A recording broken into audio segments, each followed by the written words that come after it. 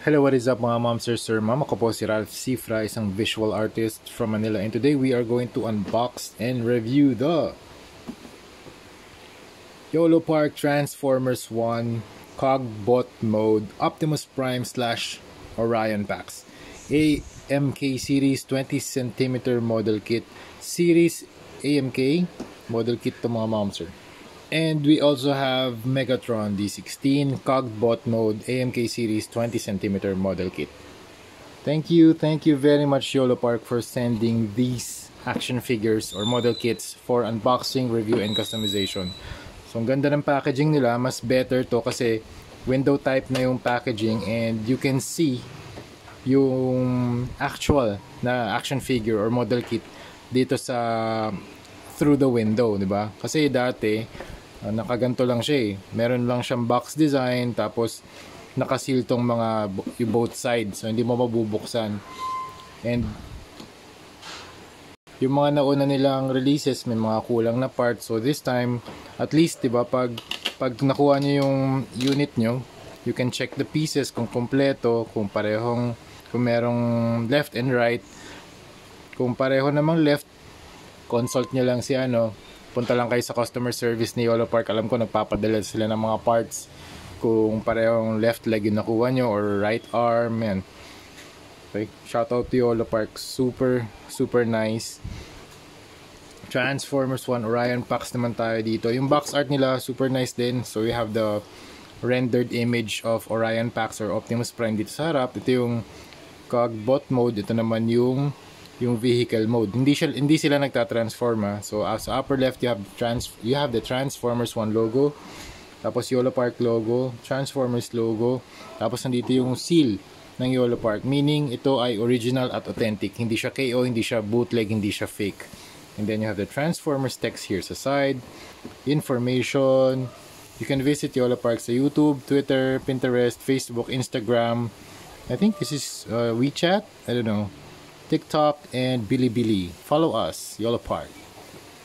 Dito naman sa side, ganun pa rin yung mga images na ginamit. Iniba lang yung layout just para mag-fit sa smaller dimensions. And then, ito yung iba't ibang mga characters. Dami nilang mga AMK series na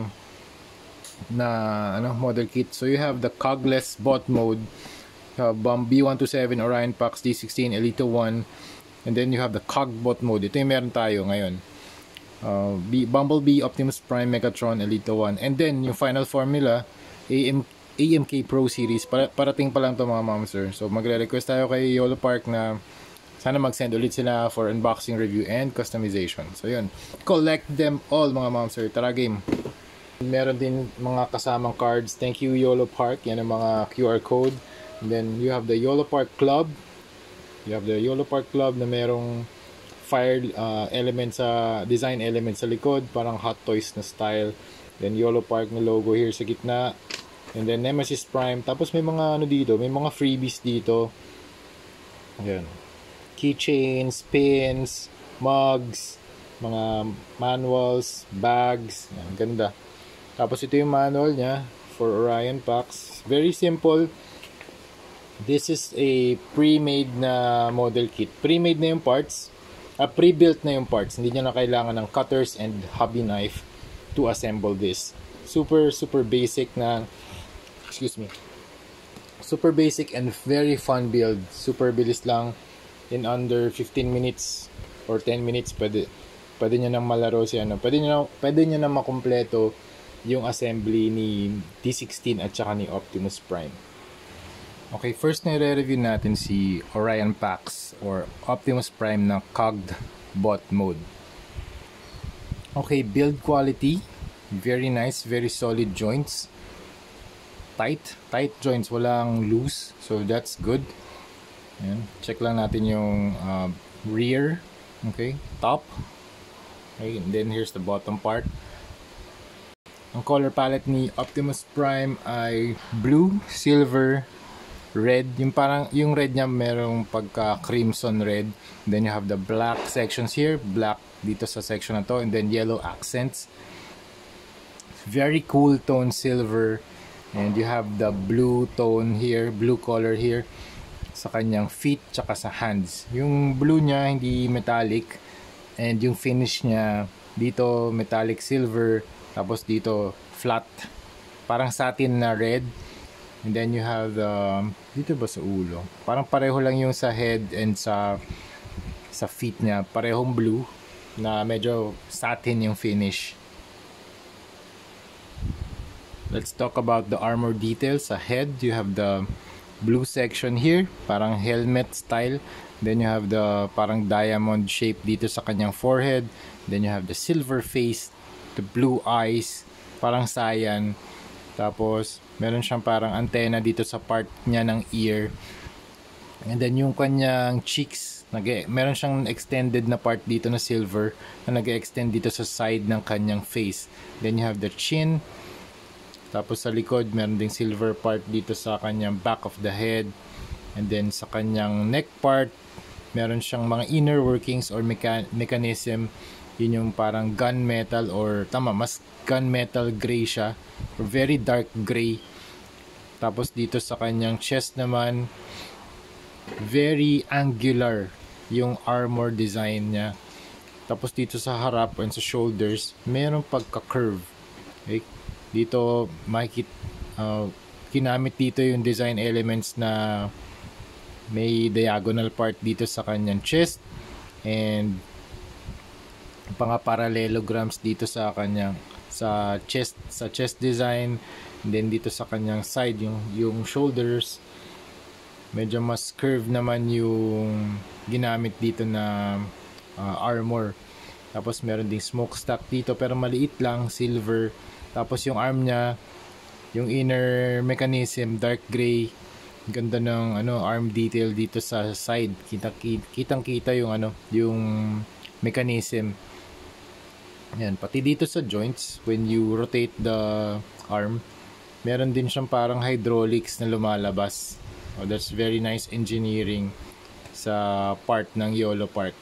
And then you have the backbone area here, the backpack, silver, tapos meron pang some type of cylinder shape sa likod. Meron din siyang backbone, tapos yung side skirts niya silver din. Tapos parang ribbed yung design niya. Ang daming layers ng armor. And then you have meron din mga screws dito. Yan, para yan sa sa pagiging stable ng figure. Pwede nyo i-tighten, i-loosen. Kung gusto nyo mas tight yung articulation or yung joint, pwede nyo i-tighten. Kung gusto nyo mas loose, pwede nyo i-unscrew ng konti. Yan. Tapos sa arms naman, you have the gauntlet here na silver, tapos yung hands niya blue. Meron din siyang ibang accessories, blue din yung kanyang kamay, pero hindi siya articulated. Naka pre-post na yung mga hands niya. Tapos sa legs, you have the thighs na silver, tapos yung inner mechanism gray pa din. Then you have the kneecaps, blue kneecaps na may mga armor design din. Tapos yun nga, pag nag-articulate kayo, may mga na-expose na mga joints or mga hydraulics na parang ang astig niya kasi parang gumagana talaga siya. Yan. Parang very practical yung design na ginamit dito. Kasi kung mecha nga naman to or robot, dapat meron talaga siyang mga inner frame. Yan, naipit ako. Yan, ingat na lang kayo pag nag-rotate kasi may mga moving parts siya eh. Yan. Yan. Tapos sa legs, very bulky yung legs. And then meron ka mga inner parts dito na gray din. And then mga silver lines, 1, 2, 3, 4. Tapos dito sa side, meron ding silver na container. Tapos dito meron design na parang screw. Then meron din bilog dito. Sa side, sa inner leg naman, ganun din. So you have 3 silver na circles, 1, 2, 3. Very large feet for stability. And ang ganda rin ng feet armor, parang Gundam style. Ayan. Tapos sa ilalim nakasulat yung 2024 Hasbro, and dito naman sa kabila YOLO Park. Okay, proceed tayo sa articulation. Yung head medyo mahigpit pero kaya niya mag 360. Okay, medyo mahigpit siya. Up and down. Tapos sa waist, pwede up. Dito rin sa kanyang chest, pwede rin ng up and down. Tilt, side to side, pwede. 360. Okay, tapos itong shoulder, you can move. Yan. For better arm movement, up. Rotation, meron din. Tapos double jointed elbow. Kamay na ka-ball joint. Tapos dito sa waist, pwede mong i-move tong side skirts for better articulation. Yan. Tapos pwede mo rin i-twist. Yan, that far. Pwede mo rin i-pull down. I think pwede mag-pull down to. Wait lang. Ay, hindi na ata pwede. Can kick that far. Tapos double jointed yung knees. Yan. Gustong gusto ko tong part na to. Yung na-expose yung mga hydraulics sa paa pag nagbe-bend siya. Tapos yung paa niya, it's on a ball joint, so you can move it. Pwede nyo i-rotate. Tapos ito meron ding rotation to. Articulation to. Ayan. Toe articulation. Tapos sa accessories niya pala, meron siyang gun. Pero medyo challenging siya i-straighten kasi nag-hinder tong niya, gauntlet. So hahanap na lang tayo ng post na na magiging diretso siya, magiging straight. Yan, so parang ganyan. Okay. Okay, proceed na tayo kay Megatron. Okay, shake test kay Megatron. Ayos naman, solid build pa rin. And medyo mabigat siya, medyo bulky si Megatron. At again, yung height niya 20 centimeters. And para mas gusto ko yung design nito compared to Orion Pax. Well, halos similar lang din naman sila kasi itong part na to very angular, tapos pagdating dito curved na yung design. Pero ang pinagkaiba niya yung yung main weapon, at saka meron pa siyang secondary weapon eh. Tapos yung feet design. So yun. And yung color scheme na ginamit dito, there are two tones of silver. Ito, cool tone. Tapos dito, very warm tone na silver. Actually, baka pwede may pagka na to bronze eh. Tapos yung finish niya on silver parts are metallic. May sheen talaga yung yung armor. Ang ganda pag niro-rotate yung yung figure, meron talaga siyang shine. Uy. Nangyari dun. Ito, medyo loose lang yung paa niya. Yun. Pero madali lang naman i-fix yan eh. Sa mga loose joints, ganito lang ginagawa ko. Kasi kailangan lang naman niya ng extra na space. Kailangan lang ma-fill yung extra space na yun. So, nilalagyan ko lang ng tape. Tapos, papasok ko na rito. Yung pati pala yung right. Medyo loose lang din. Ayan o. Lalagyan ko lang din ng tape. Quick fix lang. Ayan. Fix na natin ngayon. Si Optimus Prime ba? Hindi ba loose yung paa niya? Hindi naman. Tight naman yung paa niya. Pero ito pala kay Megatron. Medyo loose yung kanyang feet.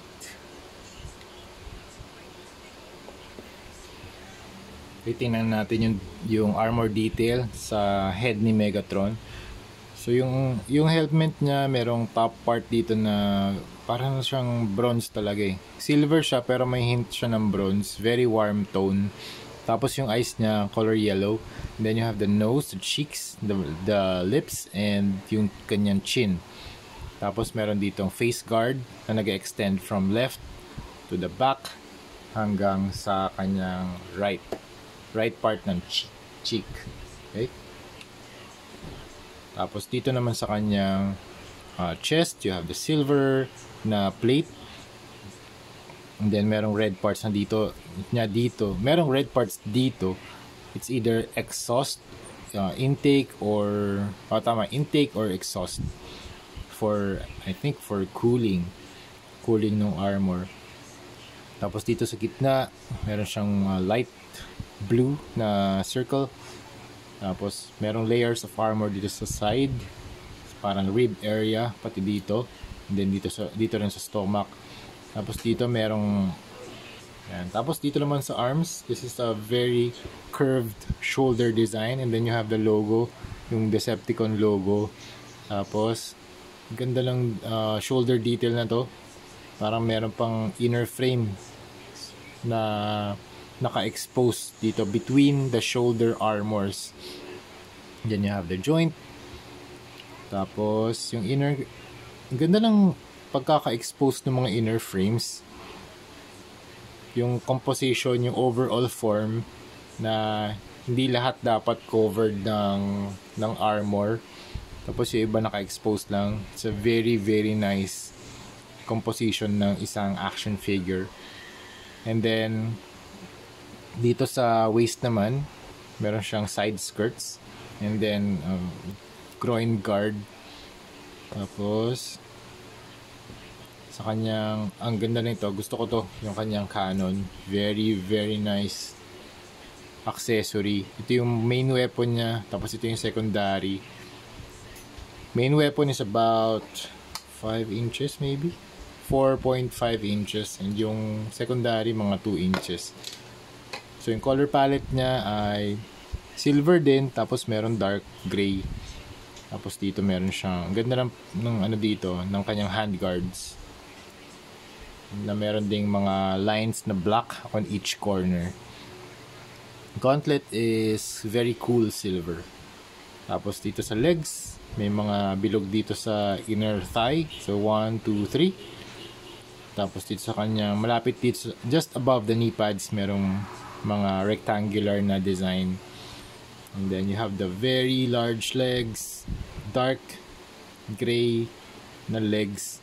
Tapos dito sa ilalim meron ding mga circular na sections.